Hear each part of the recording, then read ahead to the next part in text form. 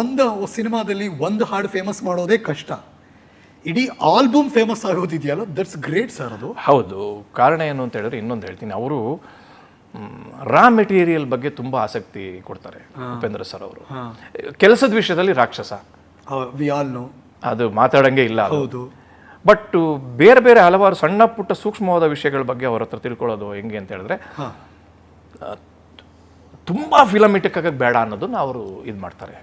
ಸಹಜವಾಗಿ ವಾಸ್ತವಕ್ಕೆ ಹತ್ತವಾಗಿರಲಿ, ವಾಸ್ತವಕತೆಗೆ ಹತ್ತಿರವಾಗಿರಲಿ ಅನ್ನೋದು ಇದು ಮಾಡ್ತಾರೆ. ಹೌದು. ಈಗ ಪಿಕ್ಚರಲ್ಲೂ ಅಷ್ಟೇ ನಾವು ಗಮನ ಮಾಡ್ಕೊಂಬನ್ನಿ, ಈ ಚಾಂದಿನಿ ಚಲಿಗೆ ಈ ಚಾಂದಿನಿ ಸಾಂಗಲ್ಲಿ ನೋಡಿ, ಅದ್ರ ಇನ್ ಬಿಟ್ವೀನ್ ಒಂದು ಬಿಸ್ನೆಸ್ ನಡೀತಿರುತ್ತೆ ಸಾಂಗಲ್ಲಿ, ಅದೆಲ್ಲ it was a new creation. Okay, ಹೇಳ್ಕೊಳಕ್ಕೊಂದ್ರೂ ಅಷ್ಟೇ. ಇದರಲ್ಲಿ ಉಪೇಂದ್ರದಲ್ಲಿ ಮಸ್ತ್ ಮಸ್ತ್ ಹುಡುಗಿ ಬಂದು ನಾನು ನಿನ್ನ ದೋಸ್ತು ಬಂದು ಅದರಲ್ಲೆಲ್ಲ ನೋಡಿ ಅಬ್ಸರ್ವ್ ಮಾಡ್ಕೊಂಬಂದ್ರೆ ಆ ಕೈ ಆಕ್ಷನ್ಗಳು ಇರ್ಬೋದು, ಹಿಂಗನ್ನೋದಿರ್ಬೋದು.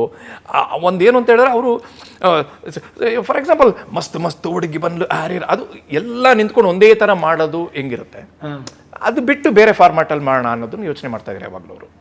ಸೊ ಅದನ್ನು ಫಾರ್ಮ್ಯಾಟಲ್ಲಿ ಮಾಡಬೇಕಾದ್ರೆ ನ್ಯಾಚುರಲಿಸ್ಟಿಕ್ ಏನಿರುತ್ತೆ ಅದನ್ನು ಸ್ವಲ್ಪ ಟಚ್ ಕೊಡಬೇಕು ಅಂದಾಗ ಅದನ್ನು ನೋಡ್ತಾ ಇದ್ದಾರೆ ಮುಂಚೆನೇ ಅವರು. ಹೆಂಗೆ ಮಾಡಿದ್ರೆ ಏನು ಮಾಡ್ತೀರಾ ರೀ, ತೋರಿಸ್ರಿ ಅನ್ನೋರು, ಅಷ್ಟೇ ಬಂದು ತೋರಿಸ್ರಿ ಮಾಡೋದು, ಇದು ಬೇಡ, ಇದು ಚೆನ್ನಾಗಿದೆ, ಇದು ಮಾಡೋಣ ಅನ್ನೋರು.